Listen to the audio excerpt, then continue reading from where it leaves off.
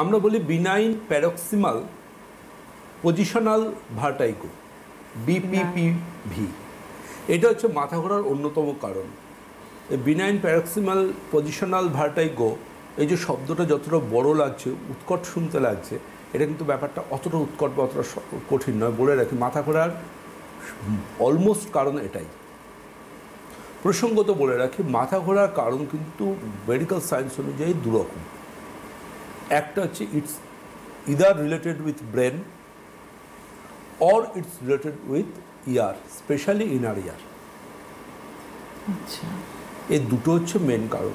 ওই যে অনেকে বলে স্পন্ডোলাইসিস হলে মাথা ঘুরছে, ওগুলো অনেক পেছনের কারণ, ওগুলো খুব রেয়ার। স্পন্ডোলাইসিস হলেই যে মাথা ঘুরে ঘুরে আপনি পড়ে যাবেন এরকম ব্যাপারটা না।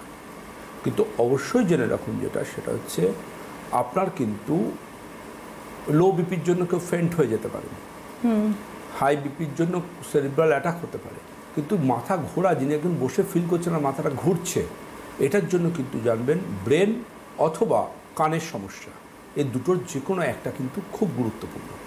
তার জন্য মাথা ঘোরা পেশেন্টদের প্রথম কাউন্সিলিং করতে হয়। ফার্স্ট আমরা বলি, যেমন আপনি অডিওমেট্রি টেম্পানোমেট্রি করিয়েছেন, অর্থাৎ আপনি কোনো কানে কম শুনছেন কিনা লক্ষ্য করে দেখেছেন। মাথা ঘোরার অন্যতম কারণ থাকে যাদের, দেখা যায় তাদের ইনার ইয়ারে ইনফেকশান